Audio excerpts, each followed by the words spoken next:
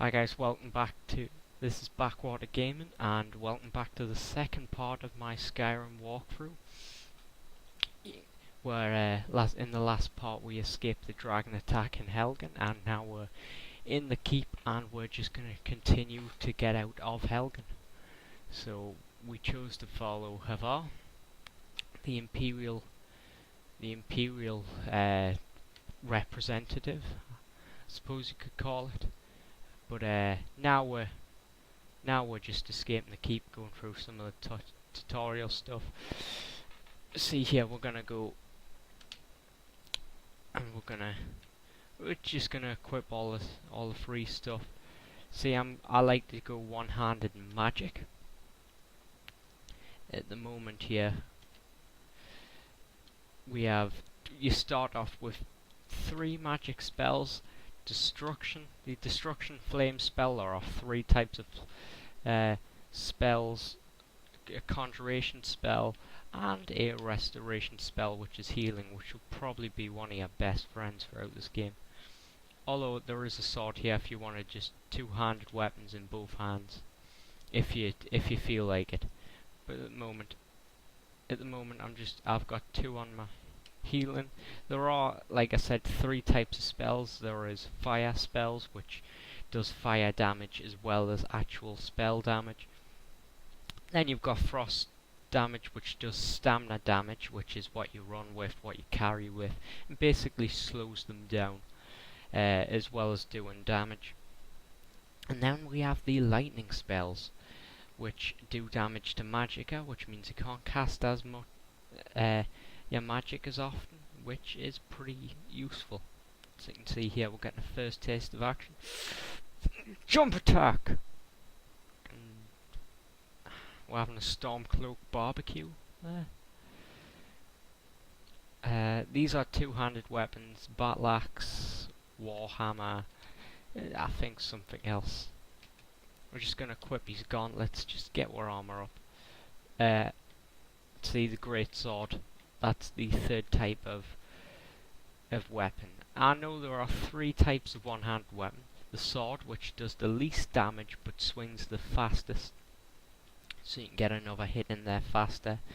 The mace, the war axe, which is the medium item on that scale, say, does the medium amount of damage, and is the middle fastest, if that is a sentence. And the mace does the most damage but is the slowest. See here, we're coming into the room. We're going with Havar.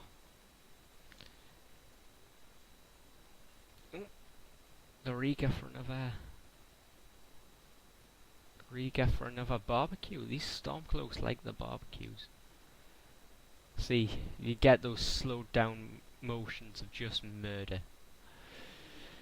At the moment I would recommend just stealing some stuff off the corpses just to get you started, but as soon as you can get into the town, get yourself better armor just to start off with, because better armor can be very good. So if we just always search around for gold and stuff when you're starting off, because you're always going to need it. Although it will, if you don't spend on basically what you don't need, it will start to amount. So get as many health potions from this area as we can, and then we'll move on. We will move on to the next part. I just want to get out here as quickly as I can so I can actually start the game. This is still the starting area. Now we'll find the Torture 2, and the Torture 2 are having their own version of the barbecue. Stormcloak barbecue. See, I won't pick up a shield. I'm going to pick up a shield. Not going to take the mace. There is a better mace over here, I will show you very soon. We'll take them. We'll take the lock, and I'll just flick through here. You can pause on the pages if you want to look, but if you don't want to, I recommend not. I recommend just skipping it. I'm doing it as fast as I can, but Alright, so that's the end of that build. There is a steel mace in the Torture 2's Cage of Destiny here. Steel mace and an iron shield. So I'm just going to pick the iron shield up because it's much better than the hide one. You can sell it on, melt it down, whatever you fancy. Right, so I'm going to quickly do this because in this cage here, it's something very useful. The lockpicking in this game works much like any other Bethesda game. It is. Oh, it just looks similar. All locks look the same though. You know, in the higher areas, I would, you know, if I've got quite a bit of cash lying around, I'd maybe diamond encrusted lock. That'd be nice. But if you are going to use magic here, like me, I recommend looting this bloke. And you see here, we put his hood on. If I recommend putting just his hood on and maybe keeping his robes for now. But that gives you extra magic, and then we've got a spell tome here, which will give us more. Another spell, the spark spell, the first. If I can actually hit the tab, the first lightning spell of the game. Yep, let's go. You can unlock these cages. I think there might be a tad bit of gold there, but I don't really have time. But you can spend a bit of time doing stuff. See, these skeletons usually have some petty change on them if you just want to take as much as you can. Come on. Now, why is this cave here? Why have they knocked this through? I've never gotten that in the times I've done this area. Never gotten that. Torturer's assistant's coming. We're breaking up the torture too. I've never gotten that. Are they planting to grow some herbs here, or is this the herb seller, or is like one of them a Skyrim equivalent of Batman? I don't know. Maybe. I'd definitely go for the herbs or the skooma den, because, you know, skooma is the only drug in this game.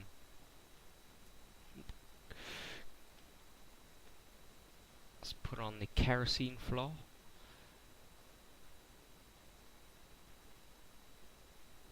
One of the torture 2 is blind here. So just take any arrows, because arrows don't weigh nothing. So take arrows. Take as many arrows as you can. I'm not sure, is that the Torture 2 bloke's going to look for another way out? He is the Torturer's apprentice. We're gonna continue out along this on the cave herb den, which is pretty well designed. So I'd say maybe a bat den or bat cave or skooma den or some shiz.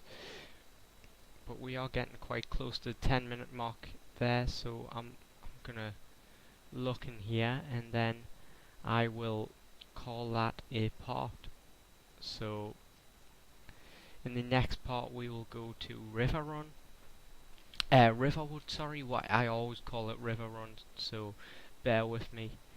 And also we'll then go